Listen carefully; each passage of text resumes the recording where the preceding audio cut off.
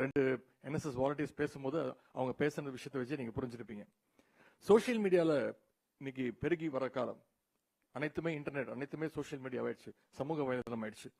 அதுல மிகப்பெரிய அளவுல பொய் செய்திகளும் வதந்திகளும் பல பேர் பரப்பிட்டு இருக்காங்க. ஒரு உண்மை எவ்வளவு சீக்கிரம் போய் சேருதோ அதை விட 2 மடங்கு 3 மடங்கு ஸ்பீடா ஒரு பொய் செய்தி போய் ஈஸியா மக்கள்கிட்ட போய் சேர்ந்துரும். இன்னைக்கு இந்தியாவில் இருக்கக்கூடிய ஒரு பாசிச கும்பல் இந்த பொய் செய்தி ஃபேக் நியூஸை பரப்புறதையே ஒரு அடிப்படை கொள்கையா ஒரு ஃபுல் டைம் ஜாபாவே பண்ணிட்டு இருக்காங்க. யாருன்னு நான் உங்களுக்கு சொல்ல தேவையில்லை.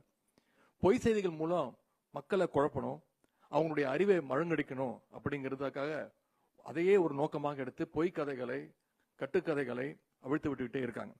பொய் செய்திகளை எப்படி கையாளணும் அப்படின்ற கேள்வி இன்னைக்கு வேர்ல்டு ஃபுல்லா, உலகம் முழுக்க இன்னைக்கு அந்த கேள்வி எழுந்துட்டு இருக்கு.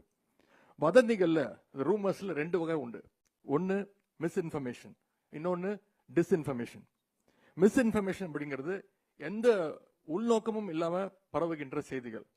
ஆனா இந்த டிஸ்இன்ஃபர்மேஷன் அப்படிங்கிறது திட்டமிட்டு பிளான் பண்ணி ஒரு உள்நோக்கத்தோட பரப்பப்படுகின்ற அந்த பொய் செய்தி.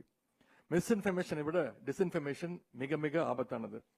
குறிப்பா குளோபல் ரிஸ்க் ரிப்போர்ட் 2024 அவங்களுடைய அறிக்கையின்படி உலகத்தில் இருக்கக்கூடிய இன்னைக்கு மிகப்பெரிய ஆபத்துகள்ல 2வது இடத்துல இருக்கக்கூடியது இந்த டிஸ்இன்ஃபர்மேஷன் தான்.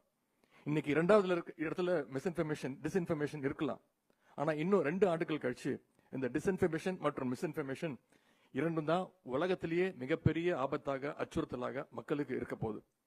போலி செய்திகள் மட்டுமல்ல, இன்னைக்கு ஹேட் ஸ்பீச், வெறுப்பு பேச்சும் பெரிய அளவுல மக்களையும் நம்முடைய நாட்டையும் பாதிச்சுட்டு இருக்கு. குறிப்பா சிறுபான்மையின மக்கள், ஒடுக்கப்பட்ட மக்கள், அவங்க வெறுப்பு பேச்சால ரொம்பவே பாதிக்கப்படுகின்ற சூழல் இன்னைக்கு ஏற்படுத்தி இருக்கிறாங்க. இதுக்கு நாட்டுல பல உதாரணங்களை நான் சொல்லலாம்.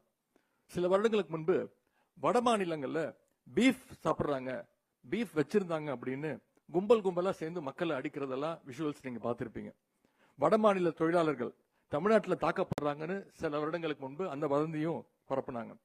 உடனே பீகார்ல இருந்து நம்முடைய முதலமைச்சர் அவர்கள் என்ன பண்ணாருன்னா, அங்க இருக்கக்கூடிய ஆபீசர்ஸ் எல்லாம் வர வச்சு வட மாநில தொழிலாளர்கள் இருக்கிற இடங்களுக்கெல்லாம் அவங்களை அனுப்பிச்சு அரசு சார்பாக அவங்களை கொண்டு போய் காட்டணும், அவங்க எல்லாம் பாதுகாப்பா இருக்காங்க, அவங்களுக்கு எந்த விதமான டிஸ்டர்பன்ஸ் இல்லை அப்படிங்கறத உறுதி செஞ்சாங்க. அவங்க இங்க சேஃபா இருக்காங்கன்னு பீகார் அதிகாரிகள் உறுதி செஞ்சாங்க. அது மட்டும் இல்ல, எனக்கே இந்த பிரச்சனை நடந்துச்சு. ஒரு 3 வருடங்களுக்கு முன்பு நான் ஒரு நிகழ்ச்சியில கலந்துக்கிட்டேன். அந்த நிகழ்ச்சியில நான் பேசினது, பிறப்பால யாரும் உயர்ந்தவர் தாழ்ந்தவர் கிடையாது, பிறப்பால ஏற்றத்தாழ்வு கிடையாது, அப்படி ஒண்ணு இருந்துச்சுன்னா அதை ஒழிச்சு கட்டணும் அப்படின்னு பேசினேன். ஆனா அதையும் திரிச்சு நான் ஒரு இனப்படுகொலையை தூண்டி விட்டுட்டேன், ஒரு ஜெனோசைடை கிளப்பி விட்டுட்டேன் அப்படின்னு என் மேலேயே பொய் செய்தி பரப்புனாங்க. என்னுடைய பேச்சை திரிச்சு நான் சொல்லாத விஷயத்த சொன்னேன்னு ஒரு கும்பல் நாடு முழுக்க அந்த வதந்தி